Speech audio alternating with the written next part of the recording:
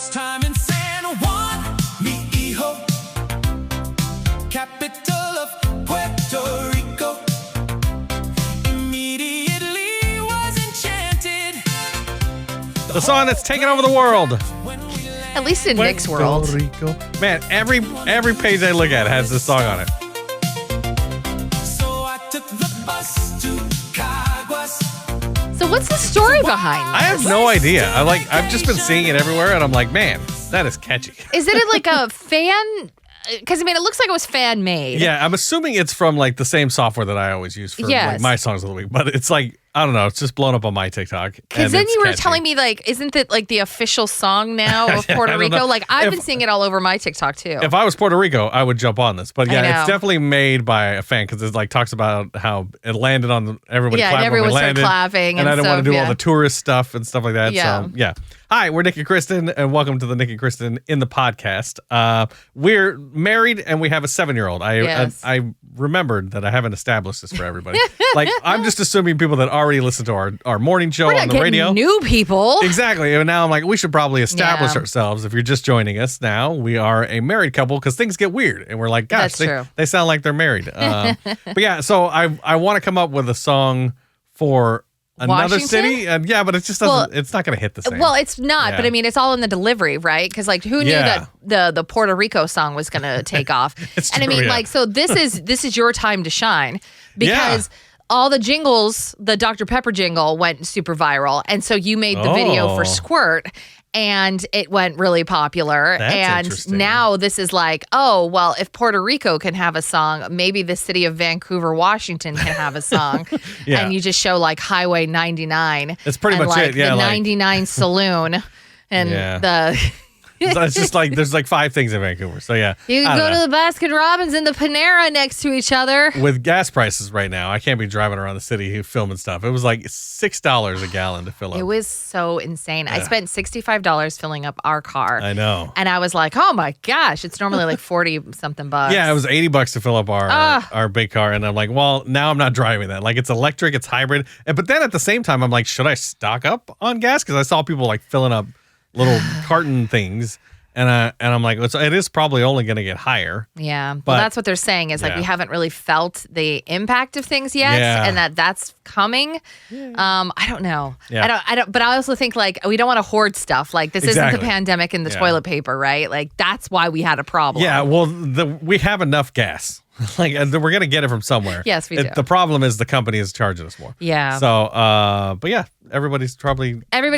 Apparently, the DoorDash and like Uber Eats business and just Uber in general has really gone down. Oh, well, I bet, Nobody wants to be a DoorDash driver right now because they're saying like you don't make any money, you break even. Money, and at the end of the day, they're like, I'm not going to do this anymore. Well, I'm still looking for a job, and a lot of the jobs that are open are like driver positions. Yeah. And I'm like, oh, I could easily do that, but it's like, it's not enough. I need a gas stipend at this point. Exactly. Like, unless you're going to cover the gas and the miles and then also pay me, which I don't see how that's going to You don't get both? I know. So like, if I can find a company that's willing to pay me both, I might be a driver because I could listen to the radio all day. That'd be fun. Yeah. Okay. Hey, money's money, right, Kristen? We used to be on the radio. Now we're listening to it. We've been doing the "If I Were You, This Is What I Would Do" segment. Yeah. But it's been a little dark. It's been heavy. And so I'm trying to adjust that. I'll work on that a little bit later. So this is kind of like that. Okay. But I think it's just more of an open discussion that leads into something else. So I saw this post. I've been dating this girl for 2 years. She's nice, pretty, fun to be around. However, I've been noticed that she's kind of dumb. Aww. It hit home yesterday when we were playing the card game where one person thinks of a person, place, or thing, and the other asks a yes or no question to figure out who that is. Okay. During this game, I realized that not only did she not know who John Wilkes Booth is, she said she had only heard of Abraham Lincoln. She had no idea. Well, everybody's only heard of Abraham Lincoln. Nobody's met him. I don't know. I know, but I don't think she knew he was like the president. She had no idea what the Civil War was and was pretty convinced that World War II happened in the 1800s. Ooh. And when asked who the first president was, I had to give her a hint, saying like George, and she responded, oh yeah, Bush. Ooh. Then we stopped playing after an argument resulted because she was adamant that Washington, D.C. was in the state of Washington. Aww. I had to pull up a map to show her. When politely asked about her lack of history knowledge, she just said that she never paid attention to that stuff in school. What should I do? She's kind of history dumb. Yeah, I mean, but like what aspects of her life is she not dumb in? I mean, Yeah. like everybody's dumb about something. Like, Yeah, that's what I thought too. But also, as I was like reading this, I was like, that was your guy? You said like, think of a person and then you can ask yes or no picked questions. John and you Wilkes picked Booth? John Wilkes, but like, what do you got on the brain here, buddy? Right? Yeah, I mean, like, I don't know. I think there should be a general knowledge base, right? Like you should know that George Washington was the first president. yes, I believe that's taught several times in class. Yeah, But does it help you in any aspect of your life? Probably not. And it's only one when of those. I'm watching Hamilton. And it's one Google away. You know what I mean? Like, who's Yeah. the first president? George Washington. All right, now I Yeah. have that knowledge. She's 25 Yeah. and he's 29. So like, they've had Google their whole life. It seems like. I guess I Right? would look deeper into like why. What else does she not know? Is this Yeah. a deal breaker? If you're a poli-sci major and this is the thing you love talking about, the fact that you pulled out John Wilkes Booth, like maybe you love history and you're a Yeah. history buff, and maybe you want somebody that has equal or greater knowledge than you, but also maybe you like teaching somebody about the I was stuff. gonna say, yeah, now you can teach, but he's been dating her for 2 years and just realized she's dumb Yeah, in that's history. kind of how I Like, feel too. Like after 2 years, you should know. I feel like this is his problem. I know. And it feels like there was a real emphasis on like, well, she's real pretty. Yes. We have fun together. And it's like, Yeah. okay, well, if that's enough for you, Then why are you worried then, about it? Yeah. you know, what do you can't ask for everybody to be anything at all the time. But, Yeah. you know, I do think there should be a general base you knowledge. should at least know that Abraham was a president and not a know. vampire hunter. But it did bring up like, what are you dumb in? Yeah. And like history for me is like the thing I'm dumb in. Like I know Yeah. who John Wilkes Booth is, but like Civil War, I don't know when the Civil War was. That was I mean, like, I don't know the dates. yeah, and You know then, what I mean? yeah, like, I know the general concept. yeah, I know some stuff, but like, yeah, there's a lot of things in history that I come across that I realize I didn't know. Yeah. I learned most of my history from the History Channel. Right. And there's a lot of stuff I don't know about history. I'm definitely not somebody that's like, oh, the Civil War was from this time to this time, and these were the key players. I don't Yeah. know. Like, I know the general gist of things. Yeah. And like, I know same what it with was like for. governmental things. Yeah. Like, if you were to press me right now, like, I don't know if I could tell you what Congress does versus the House of Representatives. Like, in terms of like bullet points of like, well, here's what they can do. Here's what Yeah. the Speaker of the House can do. Like, I know they can make ties and all this stuff, but like, all of that feels like new information when it comes out. So, I mean, Yeah. I guess you could say I'm dumb about that. Yeah, well, yeah, politics is definitely a gap for me too. Yeah.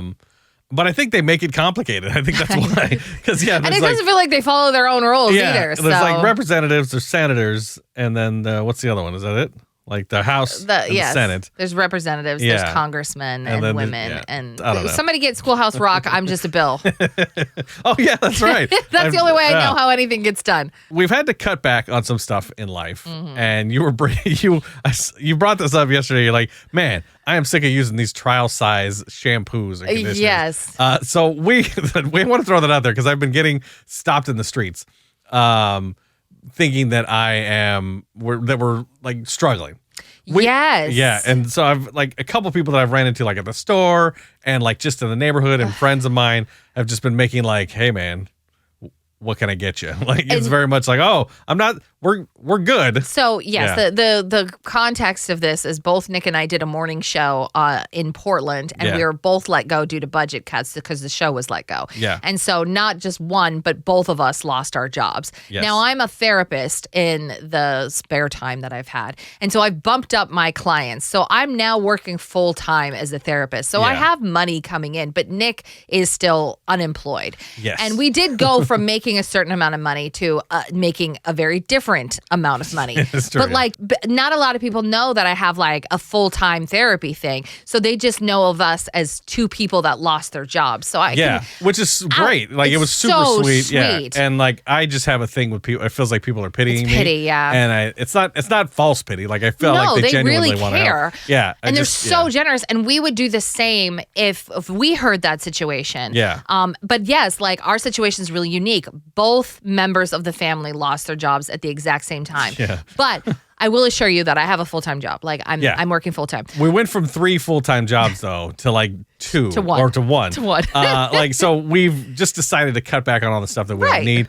And so you're using like trial sizes because you've been stockpiling these things for forever, right? So every woman, I'm going to go out on a limb here. Every woman has a box or something under their sink of facial products or makeup or something that they're not using currently, but they have ready to go. Yeah, because you guys get stopped a lot, right? Don't people in the streets just hand you stuff? No. Like, here you go. Here's the trial. But try it's this. like, we'll try something and we'll go, I don't know if I like it. Let me go back to my normal thing. But you don't want to throw it away. You keep it because you're like, well, if I ever need that product again, I'm going to use it.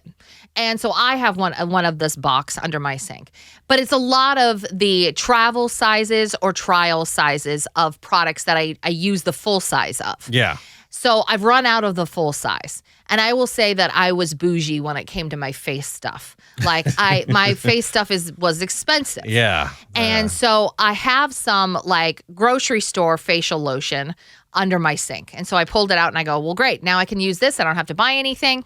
And I started using it and it made my face itchy and I started getting hives on my face. And I was like, my skin is like, what is this? Yeah. My skin doesn't like new stuff. Yeah. My skin is a 65-year-old, very wealthy woman with a poodle. Like I'm not, but my skin is. Yeah. And so they're like, bring back the good stuff. And so I pulled out all of the trial and travel sizes that I have of the stuff I normally use. And I have like 10 trial sizes of the moisturizer I use. Yeah. Is it like a one-time use or like little bottles? It's like a 7-day usage. Oh, okay. Because they want you to get used to it and then you want to buy it or whatever. And so I have about like a good 7 to 10 of those. So I'm using those now and they're really small. So you have to stick your finger in and like, go like this. Like, but I have a bunch of them. So I'm still using the stuff I like. But I just noticed it the other day. I was like, oh man, this feels like I went from just being like, well, I ran out, let me go buy some, to now being like, well, do I have the trial size of this shampoo? It's weird to make that transition. I know. It's such a like, look, I could go to the store. I could buy something that doesn't itch my face. And that's what it's going to come down to. Like, clearly the grocery store stuff that I bought was just not a good brand for me. There's plenty of good brands that you can buy at Safeway. We're just trying to cut back on stuff we don't need, like, that we don't need in our lives. Right. Like it's kind of the same thing. I am having the same struggle with my bowling balls. Like, if you don't know, bowling, you need to constantly be updating and like and cleaning your balls. Yeah. I know. And so every day. every 6 months, I have to go wash my balls. Yeah. And it costs about $40 per ball to wash my ball because you take it to a pro shop. Yeah. And they like do it. It takes like 3 hours. And I found myself hand washing my own balls in the sink. In the sink? In the sink. We need to start a GoFundMe for your dirty balls. My balls. My balls need to be cleaned weekly. Oh my gosh. All right. Well, on that note, thank you for listening. Don't forget to like and subscribe, and we'll talk more about my balls. No, we won't. I think we're done. Tomorrow. We've said it all. Immediately was enchanted. The whole plane clapped when we landed. Didn't want to do just tourist